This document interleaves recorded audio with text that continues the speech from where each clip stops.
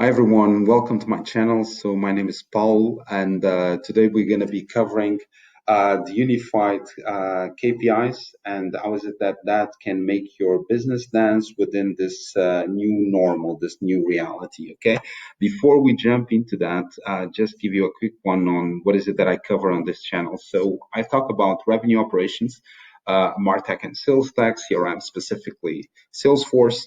Also, analytics, so specifically marketing analytics, sales, and customer analytics as well. I do help you out if you need so with regards to Salesforce strategic consultancy. So I've been working on this for a while. Happy to support you on that. If you have any questions, feel free to throw them and I will be happy to reply. Also, I'm going to be covering personal and professional growth. I've been working across 5 different countries within this area, so I'm happy to share with you what was my experience from package, evolution, learning, growth, all of those different points. Okay. Without further ado, then let's jump into the topic of today. So, unified KPIs, and AKA meaning how is it that this can make your business dance. Okay. So without further ado, let's go into this one. Okay, so let's set the stage. So at the light of the new normal, we need to adapt and evolve faster. Okay, and to do so, there is a need to set up a strategy that connects and align everyone across the board. So the question is, will this be sufficient? Okay, how is it that you can measure the success of your strategy? Okay, how is it that you can actually have an edge that allows you to work as one and allows you to adapt and evolve faster within this new normal? Okay, so I believe that in order to do so, you need to go one step further. So you need to design, you need to drive, and you need to cascade a strategy that is based on unified KPIs so that you can actually make your business dance. So adapt and evolve faster. Okay. So for that, I've put together a set of unified KPIs that I believe that are quite strong, that allow you to cover this entire journey, starting on the marketing side, going through sales and closing on to customer. Okay, so leads by stage. Okay, to allow you to have the full view of where is it that you stand in terms of the creation of leads, marketing ROI and attribution, because more than ever, marketing needs to be be part of this game, cannot be set as a cost. And then the 3 V's, okay, that are essentially around volume, value, and velocity, conversion, and how powerful this is actually to drive business. The pipeline contribution, meaning how is it that marketing should contribute to the pipeline and also sales. And then that is hidden, but is around pipeline prediction, okay?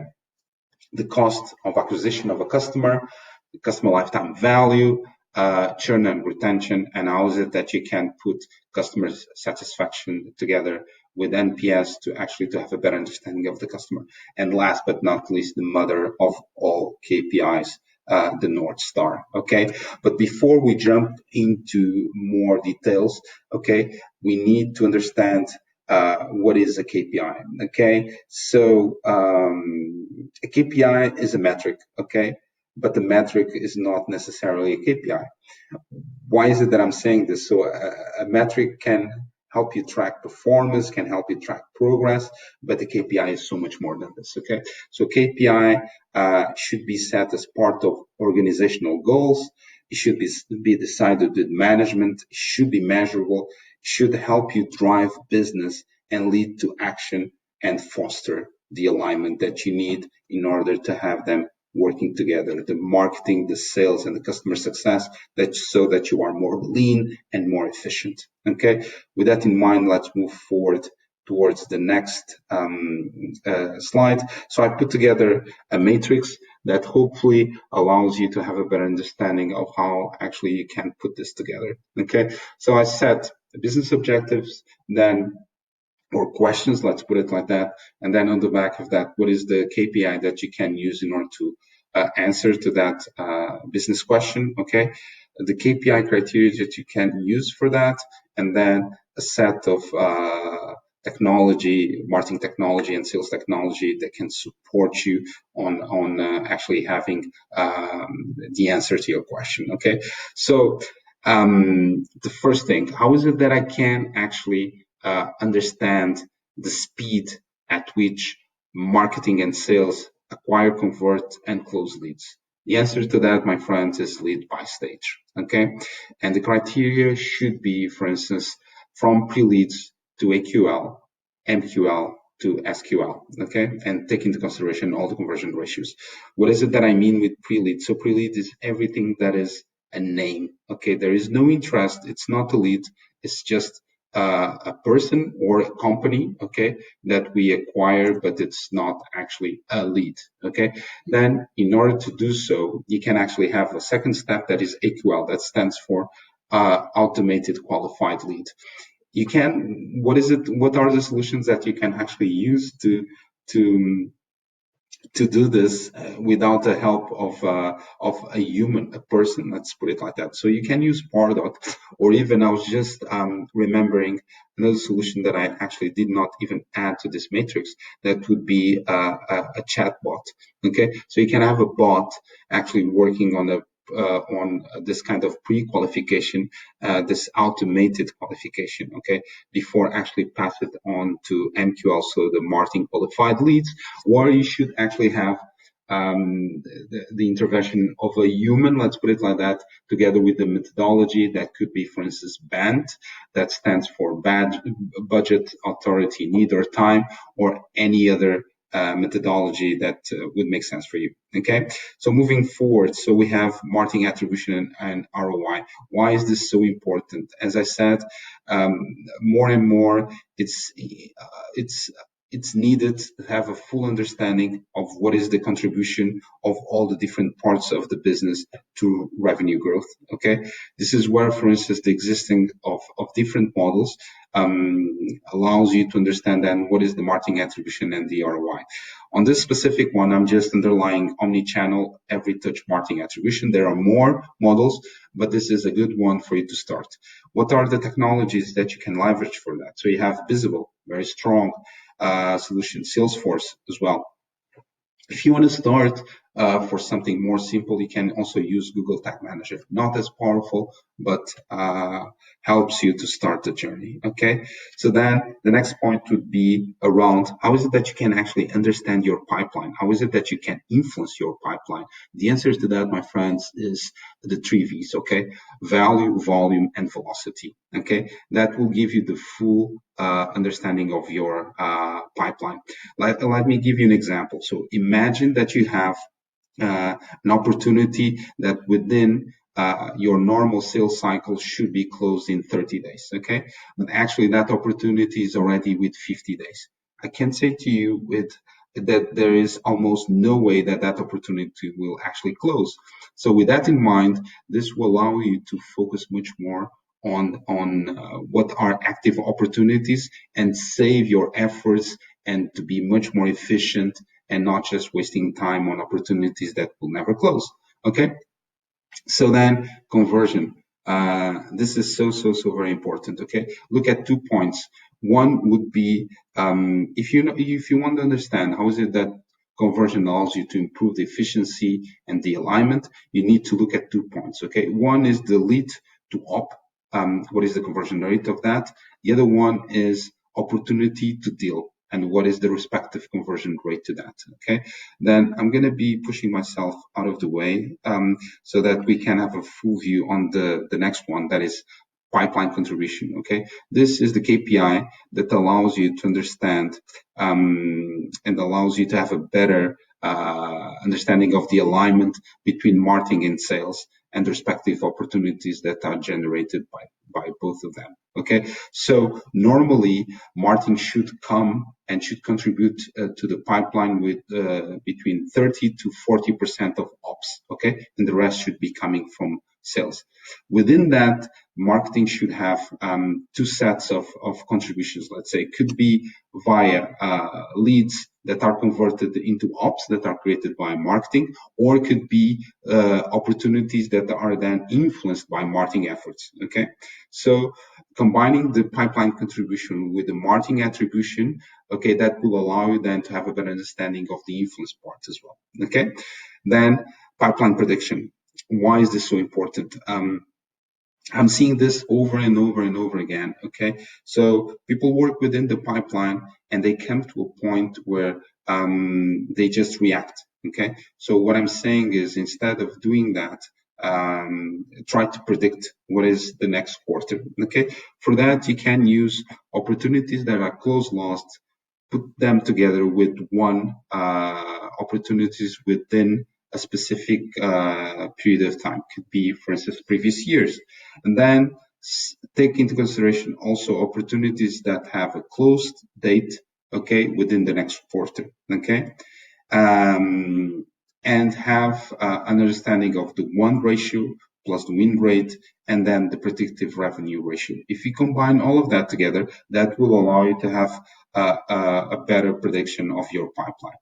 Okay, you can use for that, you can use Shark Model and also Salesforce for that. Okay, moving forward, so we have CAC.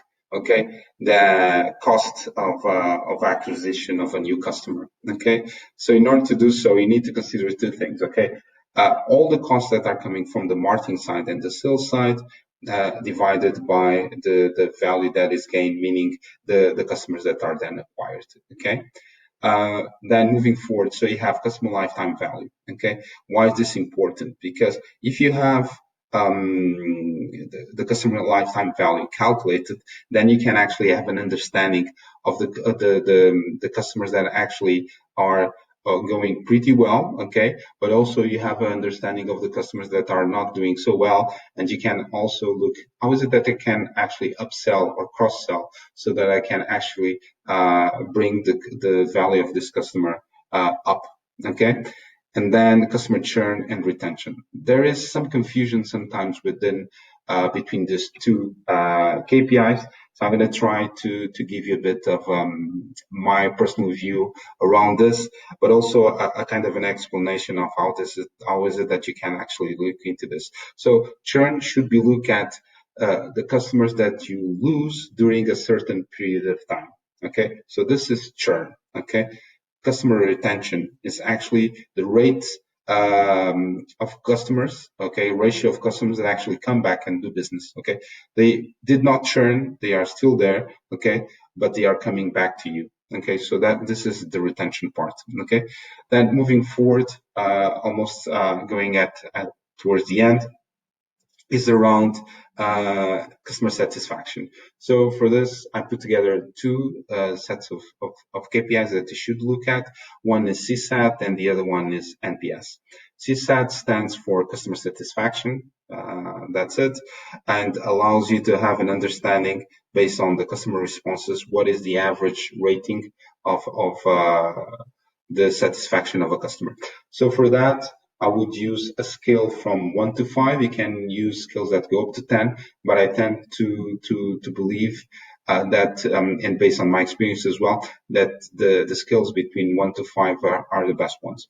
But if you combine that with NPS, then you're going to have a very, very strong way of measuring satisfaction overall. Okay, why? Because a customer could say, I'm satisfied, I'm happy, okay, but then when it goes to the NPS, it says, no, I'm not looking to refer you to anyone. Okay, so then most likely there is something wrong there, or for whatever reason the customer is not so and normally customers are not so open, let's say, to say if they are happy or unhappy, but they are willing to say, am I going to refer you to someone? Okay, and this is where NPS comes along. Okay, so you can use survey apps that connect to Salesforce actually to drive your CSAT and your NPS. Okay, and then last but not least, the mother of all metrics. Okay, the North Star. So what does the North Star allows you to do? So the concept of the North Star, so it came out of Silicon Valley. So essentially, the rationale of this is to have one single metric that captures the core value of your product, the core value of your mission, okay? And how is it that this can actually support you on driving your long-term sustainability growth, okay? Some examples. So I gave Airbnb, so nights that are booked, or Facebook daily active users, okay?